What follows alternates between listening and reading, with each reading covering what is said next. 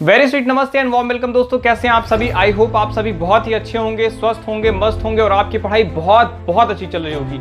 आज हम इस वीडियो में बात करने जा रहे हैं नेशनल इनकम के मेजरमेंट की, और उसमें फिर हम समझेंगे कि जीडीपी क्या होता है, नेशनल इनकम क्या होता है, उसमें नॉर्मल रेसिडेंट क्या होते हैं, नॉन रेसिडेंट इंडियन क्या होते हैं। ठीक है, हम समझेंगे कि जो डोमेस्टिक टेरिटरी या इकोनॉमिक टेरिटरी की डेफिनेशन यूएन ने क्या दे रखी है। ठीक है, हम समझेंगे एनडीपी क्या होती है, जीएनपी क्या होती है, एनएनपी क्या होती है, फैक्टर कॉस्ट क्या होता है, मार्केट प्राइस क्या होता है। हम इन सब के बारे में डिटेल जानेंगे। हम जानेंगे कि एनआईएफए का कॉन्सेप्ट क्या कहता है, हम डेप्रिसिएशन को जानेंगे क्या होता है, हम नेट इनडायरेक्ट टैक्स को अगर हम घटाते हैं तो क्यों घटाते हैं हम ये समझेंगे। ठीक है, मार्केट प्राइस में नेट इनडायरेक्ट टैक्स शामिल होता है, फैक्टर कॉस्ट में नेट इनडायरेक्ट टैक्स को घटा देते हैं, क्यों घटा देते हैं, हम ये सब समझने वाले हैं इस वीडियो में। ठीक है, तो आप लास्ट तक बने रहिए, ध्यान से देखिए, समझिए, और अगर आप चैनल पे नए आए हैं तो चैनल को सब्सक्राइब कर लीजिए, साथ में इस वीडियो को थम्स अप दीजिए ताकि मेरा मोटिवेशन लेवल बढ़े और मैं ऐसे ही कॉन्सेप्ट आप तक लेकर आऊं। चलिए स्टार्ट करते हैं नेशनल इनकम की। देखो, सबसे पहले समझो, मैंने यहाँ थोड़ा बहुत लिख रखा है नेशनल इनकम। नेशनल इनकम है क्या, समझते हैं। पहली बात, हम नेशनल इनकम है जो नेशन में एक पर्टिकुलर कोई नेशन है, जैसे मैंने अभी यहाँ पर इंडिया का ये जो कलाकारी दिखाई है, इसका मैं वीडियो आपको बगल में दिखा दूंगा कि कैसे मैंने इसको बनाया है। ठीक है, ये मैंने वीडियो से पहले बना लिया ताकि आपको थोड़ा समय बचा सकूं मैं। देखो, नेशनल इनकम क्या है, कोई नेशन है, वहां पर जितने लोग रह रहे हैं, जितने लोग रह रहे हैं, ठीक है, जितने लोग क्या है रह रहे हैं, उनकी जितनी इनकम है अगर हम सबको जोड़ लेते हैं तो उसे क्या कहते हैं, हम उसे नेशनल इनकम कहते हैं। लिखा है total income earned by normal resident of a country in a financial year is called national income. मैंने डेफिनेशन क्यों लिखी, क्योंकि मुझे कुछ चीज और समझाना था इसमें, कि जैसे इसमें एक टर्म आया है कि नॉर्मल रेसिडेंट और एक आया है फाइनेंशियल ईयर। ठीक है, वैसे मैं जीडीपी का डेफिनेशन लिखते समय मैं डोमेस्टिक टेरिटरी, इकोनॉमिक टेरिटरी, उसमें मनी वैल्यू और उसमें साथ में आता है जो ये फाइनेंशियल ईयर में बताता, लेकिन मैंने नेशनल इनकम के डेफिनेशन से बताऊंगा ताकि मैं जब जीडीपी की डेफिनेशन पे पहुंचूं तो काफी कुछ मैं बता चुका हूं।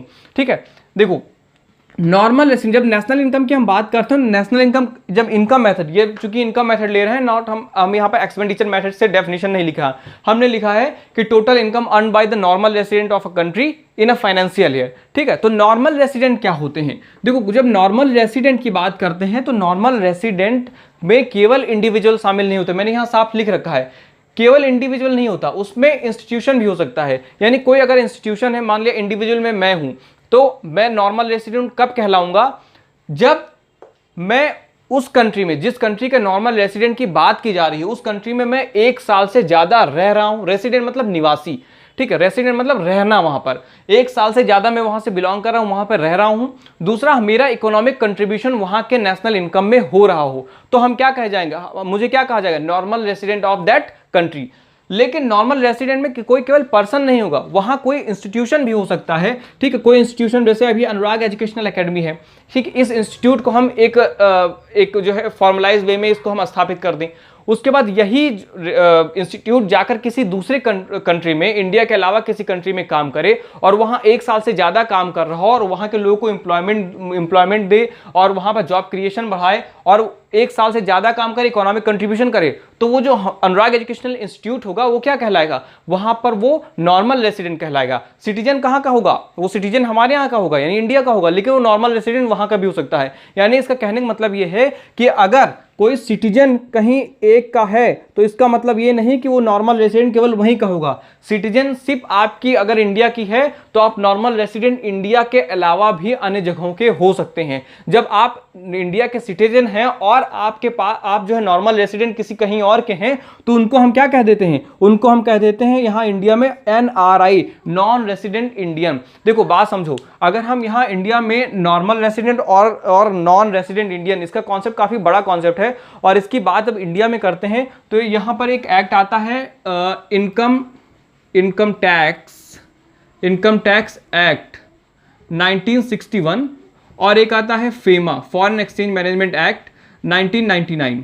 ठीक है, इन दो में नॉर्मल रेसिडेंट की डेफिनेशन लिखी हुई है कि किन्हें हम नॉर्मल रेसिडेंट कहेंगे। उसमें दो कंडीशन दे रखी है कि नॉर्मल रेसिडेंट किन्हें किन्हें कहेंगे। अगर वो दो कंडीशन फॉलो नहीं करते हैं तो उसे हम NRI या नॉन रेसिडेंट इंडियन कह देते हैं। लेकिन आप यहां समझो कि हमें नॉर्मल रेसिडेंट और नॉन रेसिडेंट ऑफ इंडिया या नॉन रेसिडेंट इंडियंस के बारे में इतना समझना नहीं, हमें यहां पर नेशनल इनकम के बारे में समझना, उससे रिलेटेड टर्म नॉर्मल रेसिडेंट केवल समझना है और बहुत बेसिक कॉन्सेप्ट समझना है। तो आप ये समझो कि अगर नॉर्मल रेसिडेंट हम उसे कहेंगे यदि वो उस कंट्री में 1 साल से ज्यादा रह रहा हो। वैसे जब हम इसकी डेफिनेशन की बात करते हैं तो वहां पर हम 182 डेज की बात करते हैं, ठीक है, इंडिया में, ठीक है, या 182 डेज, या सेकंड कंडीशन में 365 डेज, वो भी 4 ईयर प्रोसीडिंग ईयर, वो सब बात छोड़ दो, ठीक है। मैंने मोटा मोटा ये इसलिए आइडिया दे दिया है ताकि आप जानो कि इंडिया में इसके जिक्र किस में है। एक तो फेमा 1999 में और इनकम टैक्स एक्ट 1961 में भी दिया गया है, ठीक है।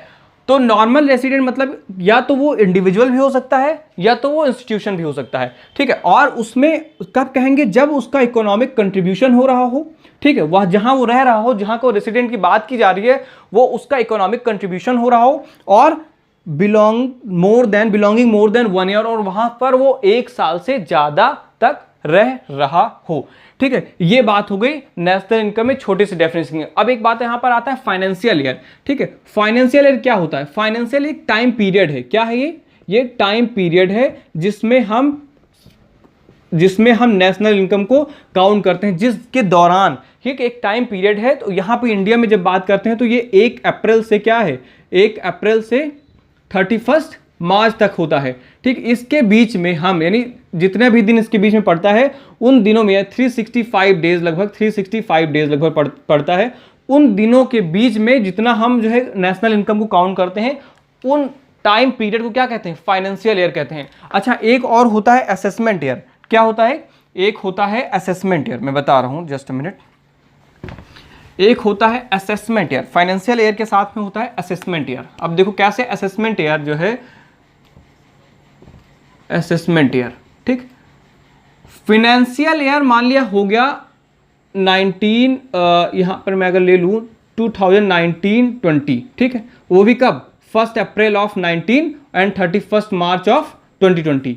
ये हो गया आपका फाइनेंशियल ईयर। असेसमेंट ईयर मतलब निर्धारण का समय, ठीक है। इसका हिंदी होता है वित्तीय वर्ष, और इसका असेसमेंट ईयर का हिंदी में कहते हैं निर्धारण वर्ष।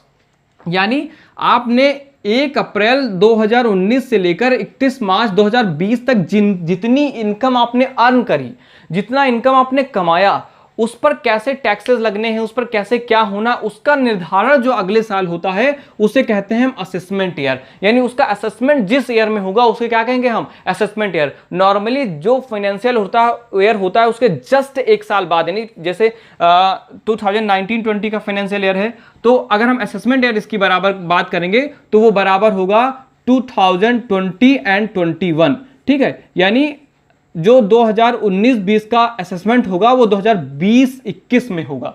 बात समझ में आई आपको? तो जो फाइनेंशियल ईयर होता है उसके जस्ट 1 साल बाद जो है उसका असेसमेंट ईयर इक्वल होता है। तो यहां ये हो गया फाइनेंशियल ईयर, जो टाइम पीरियड होता है 1 अप्रैल से 31 मार्च के बीच में, और जस्ट उसके 1 साल बाद जो होगा, जो यहां पर हमने कमाया है, उसका निर्धारण होगा असेसमेंट ईयर में। तो आपको फाइनेंशियल और असेसमेंट में ईयर में अंतर समझ में आ गया। आपको नॉर्मल रेसिडेंट समझ में आ गया कि कब हम नॉर्मल रेसिडेंट कहेंगे, और जब नॉर्मल रेसिडेंट की कंडीशन यानी ये कंडीशन पूरी नहीं होगी तो उसे क्या कहेंगे? फिलहाल यह नॉन रेसिडेंट इंडियन को बात नहीं समझ, नॉर्मल रेसिडेंट तब नहीं कहेंगे उसको, ठीक है। तो सॉरी, यहां हम नॉर्मल रेसिडेंट की इनकम को काउंट करते हैं, ठीक है। नॉर्मल रेसिडेंट यानी कोई आ गया हमारे देश में, इंडिया में कोई बाहर से आ गया और वो आकर रह गया, 1 साल से ज्यादा रह गया, वहां कमाने खाने लगा, तो उसका इकोनॉमिक कंट्रीब्यूशन होने लगा, तो उसको क्या करेंगे हम? अपने नेशनल इनकम में उसको हम शामिल कर लेंगे। ये बात आपको समझ में आ गई? अब एक छोटा सा बात मैं समझा दूं, उसके बाद मैं जीडीपी पर बढ़ूंगा कि इकोनॉमिक टेरिटरी क्या होता है, या इसको हम डोमेस्टिक टेरिटरी कहते हैं। तो ये क्या होता है? देखो, यूएन ने डेफिनेशन दी थी, और इकोनॉमिक टेरिटरी में क्या क्या शामिल करते हैं ये बात हम समझ लें, ठीक है। क्योंकि जब भी जीडीपी की जब डेफिनेशन बताऊंगा तो उसमें इकोनॉमिक टेरिटरी शब्द आएगा या डोमेस्टिक टेरिटरी शब्द आएगा, तो आपको खटकना नहीं चाहिए कि इसका मतलब क्या होता है, क्योंकि मैं पहले ही बता दे रहा हूं इसीलिए, ठीक है। और मेरा अप्रोच हमेशा रहता है कि जो चीज मैं आपको बताने वाला होता हूं उससे पहले उन सब चीजों को इंट्रोड्यूस करते हुए चलता हूं। देखो, इकोनॉमिक टेरिटरी या डोमेस्टिक टेरिटरी क्या कहते हैं, ठीक। डोमेस्टिक, यहां पर आई मिट गया है, डोमेस्टिक टेरिटरी। इकोनॉमिक यूएन ने इसकी डेफिनेशन दी है कि economic territory is the geographical territory administered by the government with in which the person, goods and capital circulate freely. ठीक है, क्या कहता है? कहता है गुड्स, पर्सन, ठीक, एंड कैपिटल। ठीक, यानी ऐसा टेरिटरी, ऐसा क्षेत्र, ऐसा डोमेस्टिक, ऐसा घरेलू सीमा जिसमें गुड्स हो, चाहे वस्तुएं हो, लोग हो वहां के, या पूंजी हो, वो सर्कुलेट हो सकती है फ्रीली। ठीक, उसे क्या कहते हैं? इकोनॉमिक या डोमेस्टिक टेरिटरी कहते हैं। यहां मैंने इंडिया का मैप देखो बना दिया है और अपनी थोड़ी सी ज्योग्राफी की नॉलेज यहां पर उड़ेल दी है। मैं यहां आप समझाने के लिए बनाया है कि हम इकोनॉमिक टेरिटरी या डोमेस्टिक टेरिटरी में क्या क्या शामिल करते हैं। तो देखो, जब इकोनॉमिक टेरिटरी या डोमेस्टिक टेरिटरी, आप ध्यान रखना कि कहीं कहीं इसको हम ज्योग्राफिकल टेरिटरी भी कह देते हैं। ज्योग्राफिकल यानी किसी भी भौगोलिक क्षेत्र की सीमा के अंतर्गत, तो हम ज्योग्राफिकल टेरिटरी भी ले लेते हैं। इकोनॉमिक टेरिटरी में क्या क्या शामिल करते हैं? इकोनॉमिक टेरिटरी में सबसे पहले पॉलिटिकल फ्रंटियर शामिल करते हैं, यानी राजनीतिक सीमाएं शामिल करते हैं। जैसे ये जो मैंने बनाया है ना, जो मैप की जो आपको डिजाइन दिख रही है इतना सारा, ये एक्चुअली में राजनीतिक सीमा, यानी ये आपको जो दिख रहा है, ये आपको जो दिख रहा है, ये जितना मैं अंडरलाइन कर रहा हूं, ये आपकी राजनीतिक सीमा है। क्या है ये पॉलिटिकल फ्रंटियर है। ठीक है, अगर हम पॉलिटिकल फ्रंटियर को ही केवल जीडीपी में शामिल करेंगे तो उसके आसपास जो वाटर बॉडीज है, ऊपर एयर स्पेस है, इन सबके प्रोडक्ट को हम कैसे शामिल कर पाएंगे? तो हमारा जीडीपी मिसकैलकुलेट हो जाएगा और हमारा जीडीपी सही में नहीं आएगा। तो हम जो इकोनॉमिक टेरिटरी, यहां पर पॉलिटिकल टेरिटरी की केवल इसीलिए बात नहीं करते क्योंकि पॉलिटिकल टेरिटरी छोटा होता है देन इकोनॉमिक या डोमेस्टिक टेरिटरी। ठीक है, तो पॉलिटिकल टेरिटरी ये है जो मैंने भी बना रखा है। उसके बाहर का जो क्षेत्र है वो क्या, वाटर बॉडीज आ जाती हैं उसमें। उसके जब ऊपर एयर में जाते हैं तो एयर स्पेस आ जाता है। ठीक है, हम जब दूसरी कंट्रीज में जाते हैं तो हमने अपनी एम्बेसीज बना रखी है वहां पे, वो क्षेत्र आ जाता है। यहां पर अंडमान निकोबार, यहां पर लक्षद्वीप और इनका सबका जो वाटर बॉडीज आ जाती हैं, ये सब क्षेत्र उसमें इंक्लूड हो जाते हैं। देखो क्या क्या इंक्लूड करते हैं, समझो आप। यहाँ पे अगर हम यहाँ पे पॉलिटिकल फ्रंटियर हो गए, geographical territory including the territorial of water and air space, जैसे मैंने बताया। अब वाटर में जब हम बात करते हैं तो वाटर में क्या है, 1982 में बनाया गया था नियम। ठीक है, क्या बनाया गया था कि जैसे बात आई कि वाटर की जब बात आती थी तो ये बात आई कि कौन किस देश का कितना क्षेत्र वाटर, कितना कब्जा वाटर पर रहेगा। ठीक है, तो इस पर 1982 में यूनाइटेड नेशन ने क्या किया, नियम बनाया, जिसको 1994 में इसको लागू किया गया था। 1994 में इसको लागू किया गया। उन्होंने इसको 4 सेक्शन में डिवाइड किया। ठीक है, कैसे? कहा कि ये आपका जो तट है, ठीक है, ये आपका क्या है, ये जो कोस्टल रीजन है, कोस्टल रीजन से उन्होंने एक बेस लाइन खींची। क्यों खींची बेस लाइन? पहले आता है ना, जैसे ये आपका कोस्टल रीजन, मैंने तो बहुत सिंपल बना दिया। जब आप पास से देखोगे तो ये ऐसे कटा फटा तट है। क्यों? ये कटा फटा तट है ऐसे। तो अगर हर पॉइंट से आप देखेंगे तो वो सही नहीं बैठेगा, इसलिए यहां पर एक बेस लाइन खींच दी गई हमने। ठीक, एक बेस लाइन बना दी गई और सबको जो है मतलब अप्रोक्सीमेशन कर लिया हमने। क्या क्या? हमने एक एवरेज लाइन इन सबके पॉइंट को मिलाकर फिर एक एवरेज लाइन खींच दिया यहां से। और जब एवरेज लाइन खींचा तो जो अंदर छोटे छोटे क्षेत्र बचे उसको हमने क्या कहा? उसको हमने कहा इंटरनल वाटर। मैंने लिखा है? नहीं लिखा है मैंने। उसको हमने कहा इंटरनल वाटर। क्या कहा हमने? इंटरनल वाटर कहा। और इसको क्या कहा? इसको कहा हमने बेस लाइन। ठीक, जैसे बेस ईयर होता है वैसे बेस लाइन।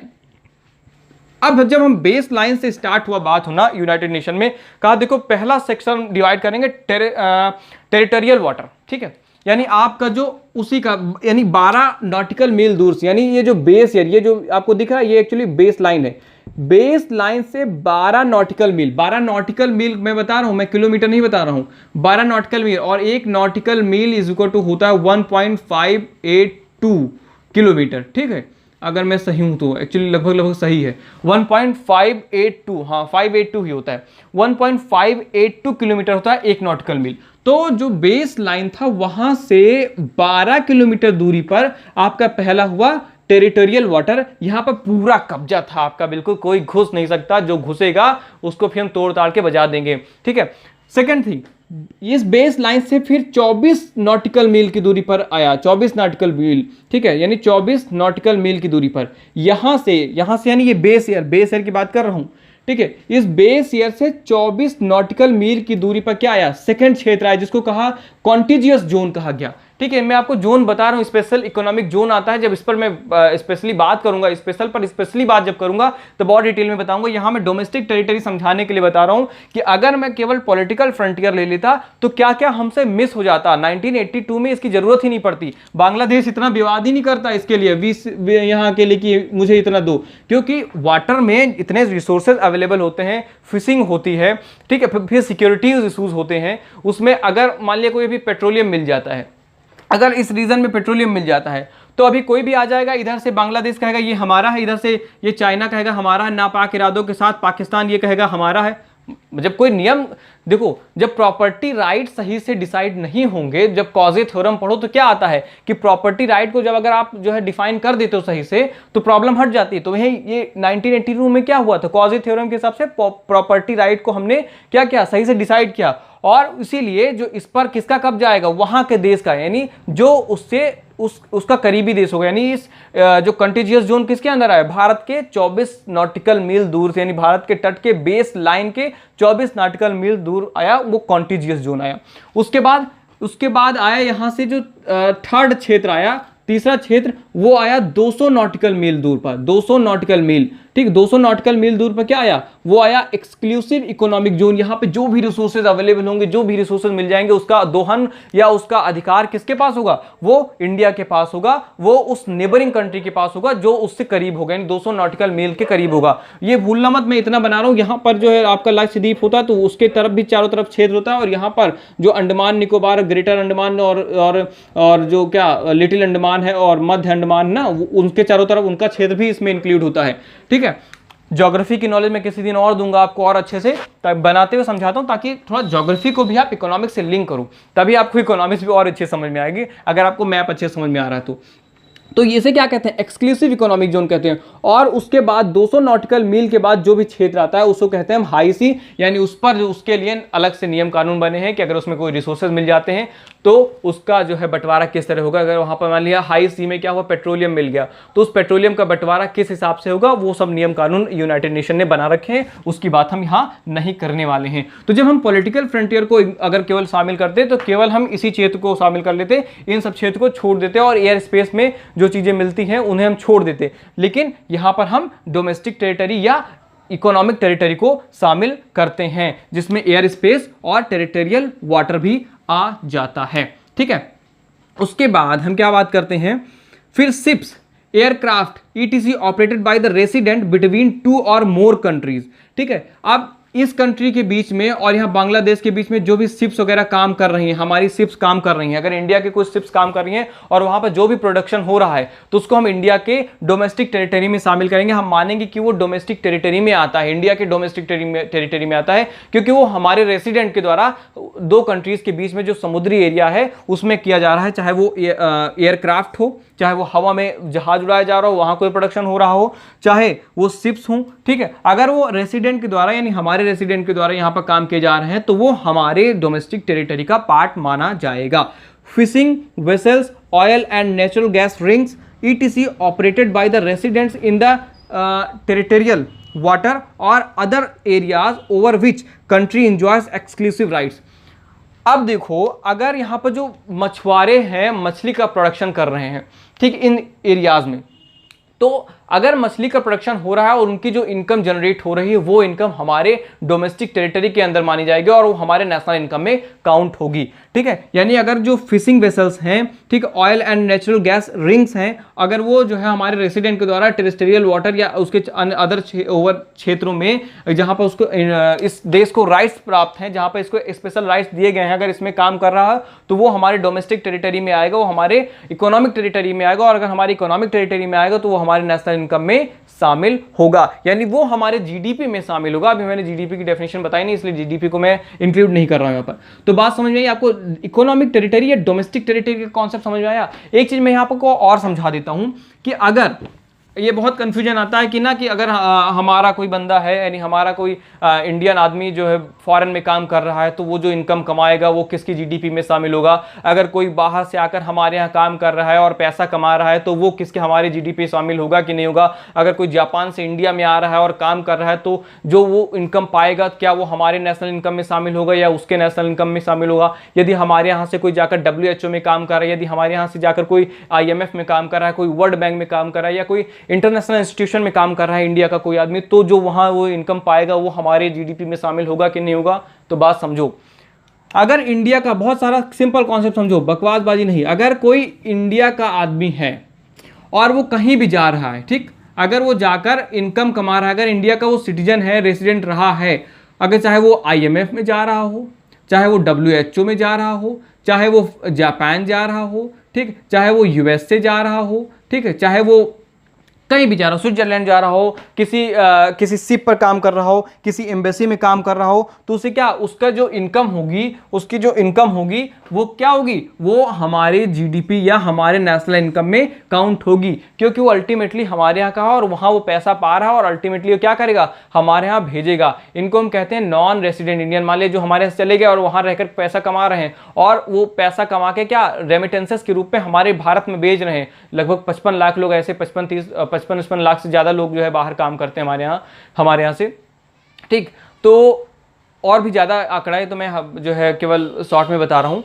तो उनकी जो इनकम होगी वो हमारे जीडीपी में शामिल होगी। उनकी क्या होगी, उनकी जो इनकम होगी वो हमारे जीडीपी में शामिल हो जाएगी, ठीक है, ये बात ध्यान रखो। और अगर इंडिया के इकोनॉमिक टेरिटरी में कोई बाहर से, जापान से आ रहा है, कोई IMF से आ रहा है, ठीक है, कोई दूसरा, अगर कोई IMF के ऑफिस है और IMF की ऑफिस में बाहर का कोई आदमी यहाँ काम कर रहा है, तो जो भी बाहर से लोग आएंगे उनकी जो इनकम होगी वो हमारे में काउंट नहीं होगी। क्यों नहीं होगी? अरे भाई, जैसे हमारे यहाँ से वो उनके यहाँ काम करने के तो हम अपने में शामिल कर रहे हैं, वैसे उनके यहाँ से वो हमारे यहाँ आएंगे तो वो अपने में शामिल करेंगे, हमारे में शामिल होने नहीं देंगे, ठीक है। तो ये बात आपको समझ लेनी चाहिए कि अगर कोई इंडिया का है और वो कहीं भी किसी भी ऑफिस में बाहर काम कर रहा है और बाहर से डॉलर के रूप में कुछ भी पैसा प्राप्त कर रहा है या फॉरेन करेंसीज के रूप में कुछ भी पा रहा है, वो इंडिया की जीडीपी में शामिल होगा। इसमें सब में आप कंफ्यूज मत होइएगा। अगर हमारे यहाँ का कोई आदमी USA में बनी एम्बेसी में काम कर रहा है, ठीक है, चाहे वो इंडिया के एम्बेसी में काम कर रहा हो, US या किसी फॉरेन कंट्रीज कोई और एम्बेसी में काम कर रहा हो, अगर हमारे यहाँ का आदमी वहाँ का काम कर रहा है तो उसकी जो इनकम जनरेट होगी, उसका जो फैक्टर इनकम होगा वो इंडिया के नेशनल इनकम में काउंट होगा। क्यों? क्योंकि जो हमारी एम्बेसी, जो जैसे देखो, ये मैं एक छोटा सा USA का मैप बनाता हूँ आपके लिए, ठीक है, आपके लिए छोटा सा मैं USA का मैप बनाता हूँ। देखिए,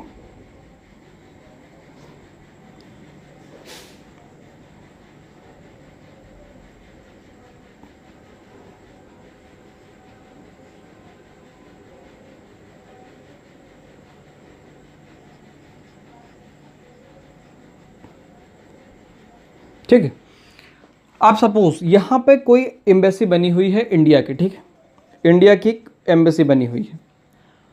तो ये जो एम्बेसी है, और एम्बेसी आप जानते हैं कोई छोटी मोटी जगह नहीं होती, काफ़ी बड़ा इलाका होता है, उसमें मतलब रहने खाने, मतलब एक तरह से छोटा सा देश हो जाता है उसी तरह से, मतलब देश की मान्यता नहीं होती है, लेकिन वहाँ पर बड़ी बड़ी फर्म्स लगी होती हैं, लोग एम्प्लॉयमेंट पाते हैं। अगर आपने एक मूवी देखी होगी एयरलिफ्ट करके, हाँ एयरलिफ्ट है, अक्षय कुमार जी की मूवी है, बहुत अच्छी मूवी, उसमें देखिए आप एम्बेसी, कितना बड़ा एम्बेसी दिखता है, एम्बेसी में कितने लोग आकर रह जाते हैं, ठीक, वहाँ पर लोग जॉब करते हैं, बिल्कुल नॉर्मल रूटीन होता है, जैसे किसी देश में लोगों का रूटीन होता है, वैसे एम्बेसी में जो रहते हैं उनका भी रूटीन वैसे ही होता है, ठीक है। तो ये जो एम्बेसी, मान लिया ये इंडिया की एम्बेसी है, तो ये जो इतना लैंड है ना, इतना जो इकोनॉमिक टेरिटरी, ये कहाँ शामिल होगा जानते हो? ये इंडिया की इकोनॉमिक टेरिटरी में शामिल होगा। ये जो इतना यहाँ पर प्रोडक्शन हो रहा है, जो भी प्रोडक्शन हो रहा है, जो भी इकोनॉमिक एक्टिविटी हो रही है, जो कुछ भी हो रहा है, वो सब इंडिया में शामिल होगा। और इसके जस्ट उलट, अगर इंडिया में कोई जो है एम्बेसी है USA की और यहाँ पर कोई इकोनॉमिक प्रोडक्टिविटी या कुछ भी हो रहा है,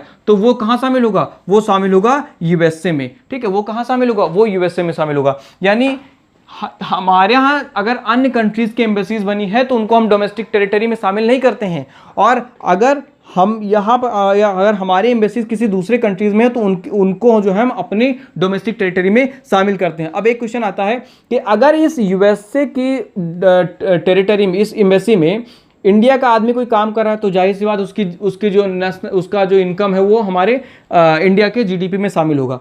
अगर यहाँ पर कोई अमेरिकन काम कर रहा है यहीं का यानी लोकल निवासी काम कर रहा है तो उसकी जो इनकम होगी वो हमारे जीडीपी में यानी इंडिया के जीडीपी में कैलकुलेट नहीं होगी, वो वहाँ के यानी जो जिस कंट्री में है उसकी, चूंकि वो वहाँ का निवासी है और वहाँ का लोकल कर्मचारी है इसलिए वो यूएसए में ही शामिल होगा। जैसे ऐसे ही इसमें भी है, अगर यहाँ पर ये एम्बेसी जो है यूएसए की है और यहाँ पर लोकल नागरिक काम कर रहे हैं इंडिया के, तो उनकी जो इनकम होगी वो इंडिया के जीडीपी में शामिल होगी। लेकिन अगर यहाँ यूएसए का कोई काम कर रहा है तो वो कहाँ शामिल होगा, वो यूएसए में शामिल होगा। आई होप आपको ये बात समझ में आ गई होगी। ठीक है, तो बाकी अब जीडीपी वगैरह की बात हम करते हैं नेक्स्ट वीडियो में।